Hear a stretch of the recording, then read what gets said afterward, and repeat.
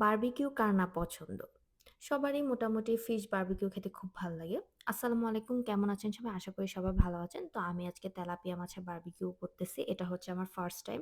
তো এই রেসিপিটা হচ্ছে আমার বোনের রেসিপি। সাথে নিজে কিছু মিক্স করে নিয়েছি। তো মাছটা ভালো করে ধুয়ে পানি ঝরিয়ে লেবু দিয়ে আমি একটু মেরিনেট করে রাখবো ৫ মিনিট। মাঝখানে মাছের মাঝখানে কাঁটা দিয়েছিলাম। সেখানে আরকি লেবুর চোকলাগুলো আমি ভরে রেখেছি যাতে মাছের স্মেলটা একদমই চলে যায়। তো এটা হচ্ছে ধনেপাতা আর পুদিনা পাতার পেস্ট। ৫ মিনিট পরে ধনেপাতা আর পুদিনা পাতা দিয়ে মেরিনেট করে ০.৫ ঘন্টা রেখে দিয়েছি। তো এর সাথে এখন আমি হচ্ছে সস রেডি করব। লবণ, আদা রসুন paste, soy sauce, oyster sauce, fish sauce, আমি একটু ম্যাগি সসও দিয়েছি সিজনিংটা। তারপর হচ্ছে tomato sauce, sweet chili sauce, তারপর হচ্ছে বারবিকিউ সস আর হচ্ছে গোলমরিচের গুঁড়া। তারপর হচ্ছে চিলি ফ্লেক্স, একটু পাপরিকা, একটু আদার গুঁড়া, একটু রসুনের গুঁড়া, একটু পেঁয়াজের গুঁড়া দিয়ে আমি ভালো করে মিশিয়ে নিব। তো আমি ১ম এ একটু টক দই আর সরিষার তেল দিতে ভুলে গিয়েছিলাম। অবশ্যই এটাতে টক দই আর সরিষার তেল দিতে হবে। তো পরে যখন আমার মনে পড়ে আমি এটা পরে এড করি।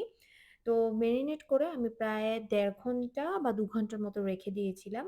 অবশ্যই সরিষার তেল আর টক দইটা দিতে হবে। এতে টেস্টটা অনেক ভালো হয় বারবিকিউর। সো খুব ভালো করে মাছের ভিতরে একদম মেরিনেট করে আমি রেখে দিই।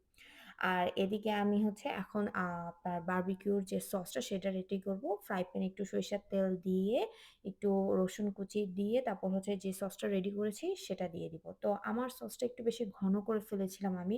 একদম শুকনা, শুকনা। তো আমি পরে পানি দিয়ে হালকা পাতলা করে নিয়েছিলাম। তো এখন আমি একটা কাস্ট আয়রনের তাওয়া নিয়েছি।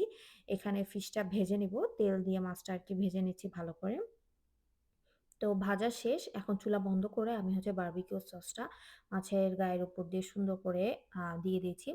বেসিক্যালি মাছটা খুব মজা হয়েছে। একটু পোড়া, পোড়া মানে এত টেস্টি হয়েছে আমার হাসব্যান্ড তো পাগলের মতো খেয়েছে। পুরা ২ টা মাছ ওই খেয়েছে, আমাকে দেয়নি। সো আলহামদুলিল্লাহ খুব ভালো হয়েছে। সো এই হচ্ছে আমার রেসিপি।